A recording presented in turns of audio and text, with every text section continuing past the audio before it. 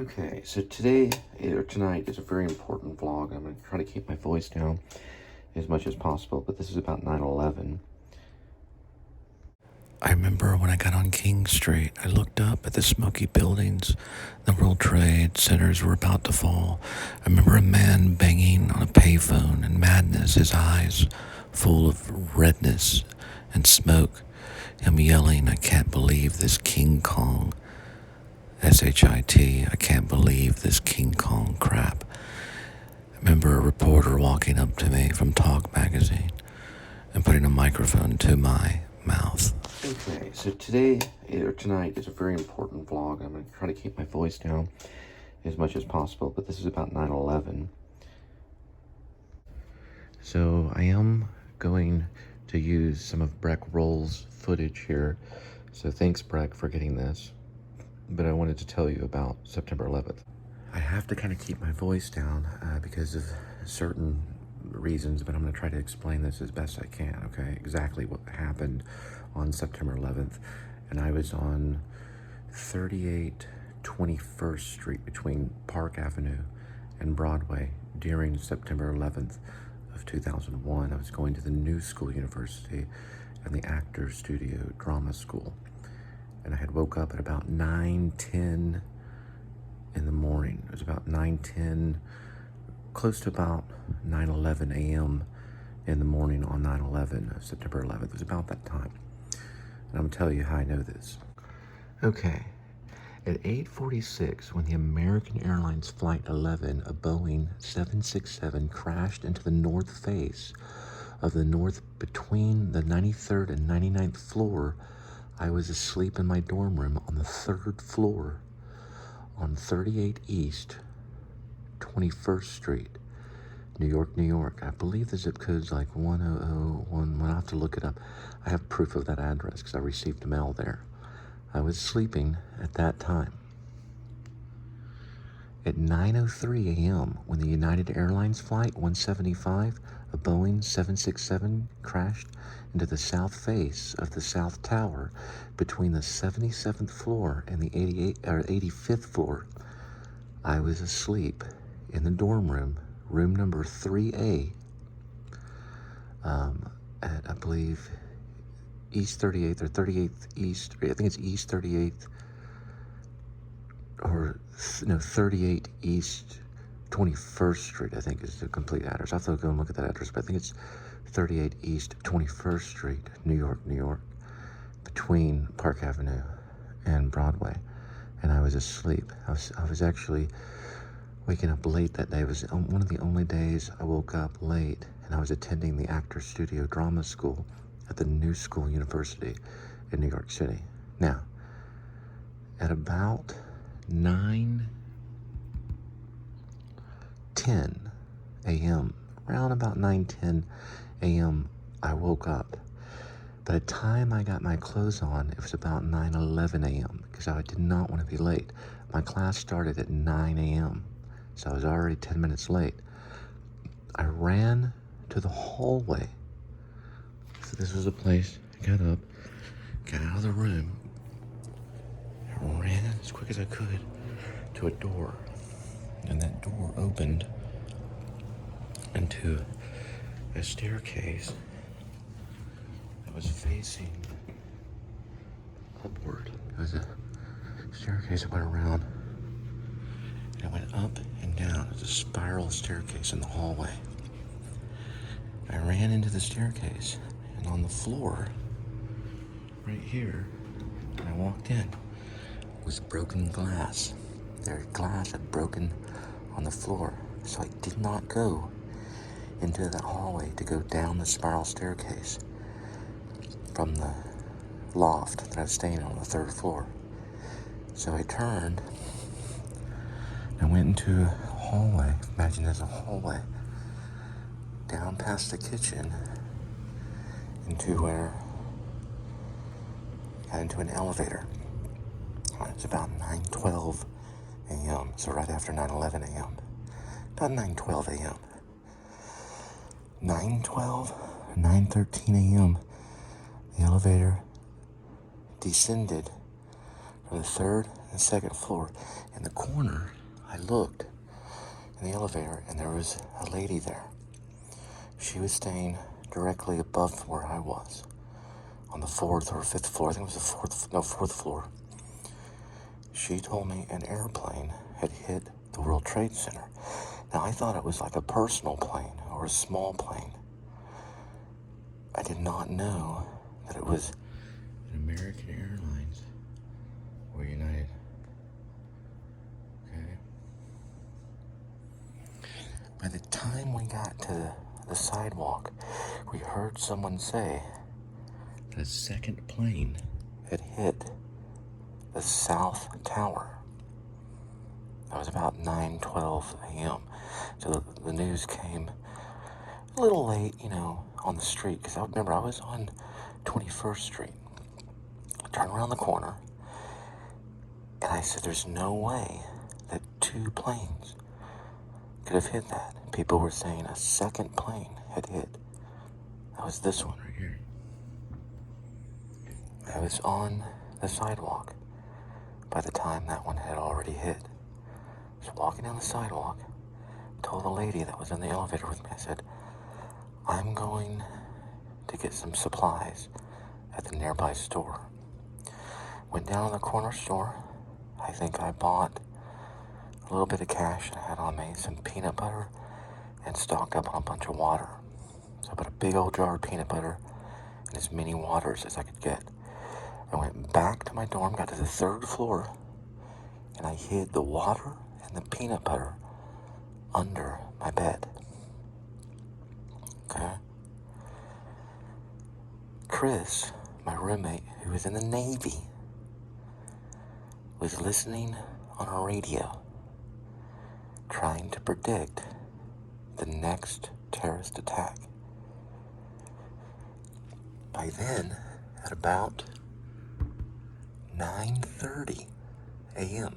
on September 11th of 2001, I told Chris that I would go ahead and walk to the World Trade Center to see if I could help. Both towers were still standing. I got to pass, I guess there was a street called John Street or something. I don't know, it could have been Delusion Mine or something, but I was way far down where the buildings were.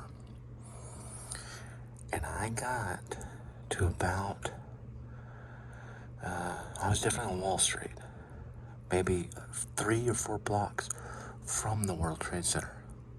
I could smell the fire. I had my journal with me, and a lady walked up to me. She's an older lady, probably in her 30s. I was about 27. I was born in 73, so I was about 27 years old. Around that age. She walked up to me, and she said, "Are you a journalist?" I said, "No, I go to the New School University." She said, "The New School?" I said, "The New School of Social Research." She said, "Oh."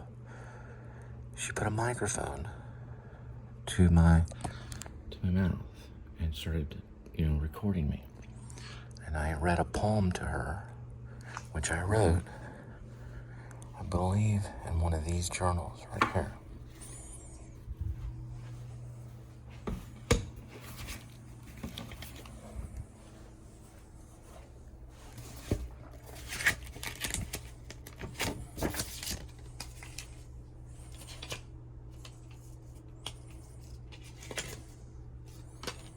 My daughters, my son,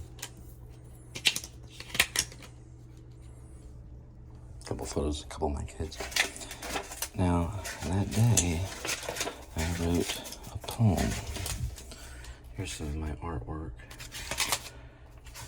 And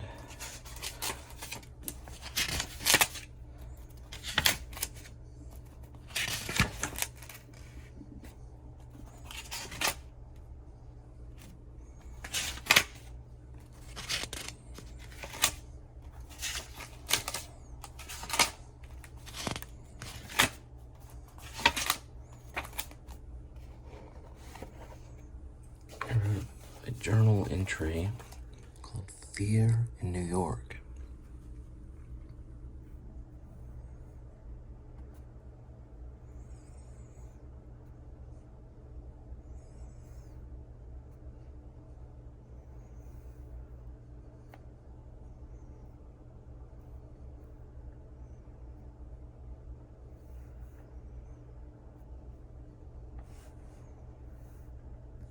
King Street. Okay, I'd always get it mixed up. My uncle's name's John, but it's King Street that I was at.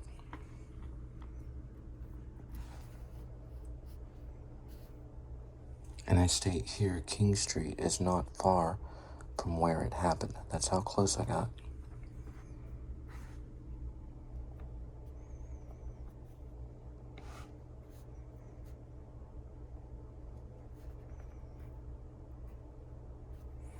Now here I say, I look to my right and I see a woman holding her lips.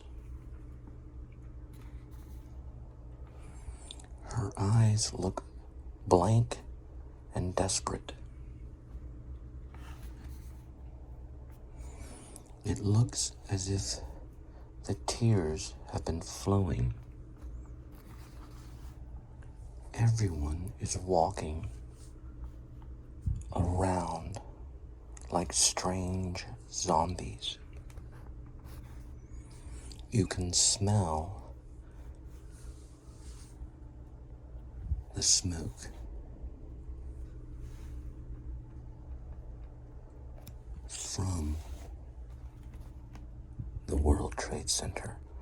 I am headed their way. Or maybe that way. My roommate at the new school asked me the question before I left. For the second time this morning, are you going to brave it and go toward devastation? I did not reply. I heard DC was hit, so I just walked by him. But I did go there. The Capitol building was, at the time, I thought was destroyed. Now that's not true, but I thought at the time it hit the Capitol building. But it was actually the Pentagon. But the rumor was the Capitol building got hit by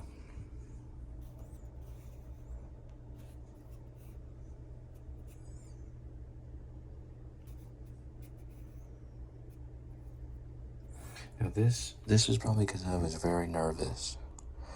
Something like may have left us today, may have died for evil causes. I don't know exactly what I wrote here. The president said, so I had gotten back to the dorm room at this point, we are very tested today, or something like that. So I kind of just was kind of trying to remember things. I agree, the test never stops. This proves to me that destruction or devastation awaits in surprises. Sleepy awakenings to unreal reality. Today is unbelievable, but you have no choice, no wish, or no anything, just to believe, pray, and hope. So I was very rushed when I wrote this. New York is crying. Let's wipe away our tears. Let's let the smoke clear and step forward. It feels like the end of the world, New York City. Now, here underneath 9/11, 2001, 2 American flags barely, I don't know if that is below today on Varick and King Street. I'm now witnessing an imprint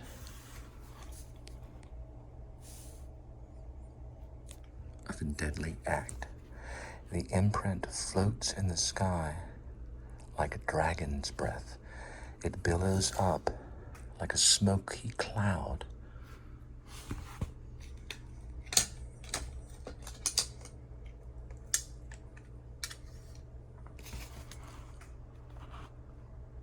Rushing upwards, carrying lost souls, lost to innocence of life. I pray for them. I look over the paper company. I don't know if this is Beekman Building. The smoke climbs upward. It covers most of the city horizon.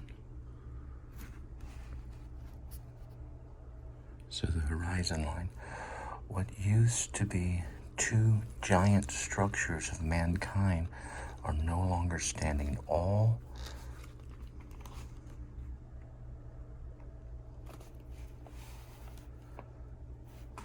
the working, all the sweat, blood, and brave men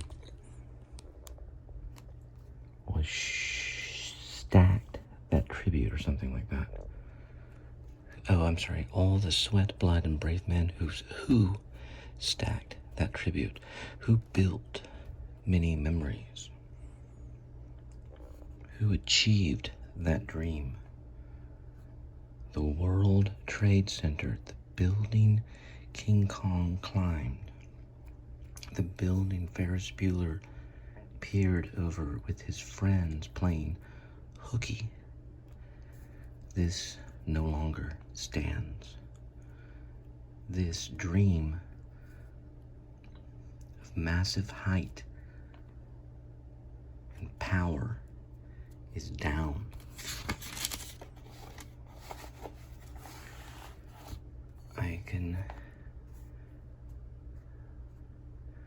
I think hardly stand to glance at the fiery souls that climb to the skies.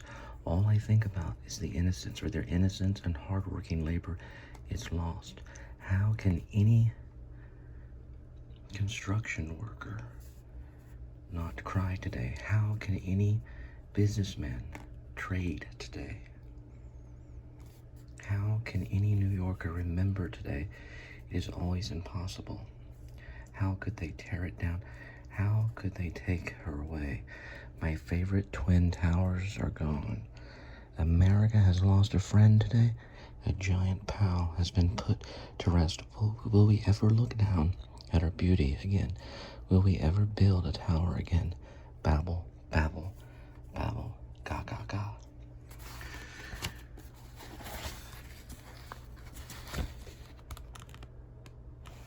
And what I read to the reporter was this poem right here. And I'll read it. So I have to use 2 glasses until I can afford a pair of glasses, okay? So forgive me. The glass crackled. Smoke arises.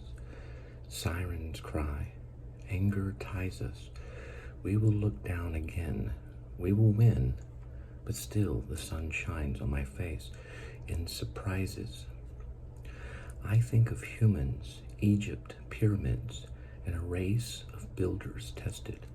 I think of glass and time. War needs resting. How it raises to sublime. But what must come up and stretch to a sky must fall down and dreadfully die. I am not happy. I lost a friend. A glass man fell today, but it's not the end. So that is the poem that I read. And I go on to talk in description about the day.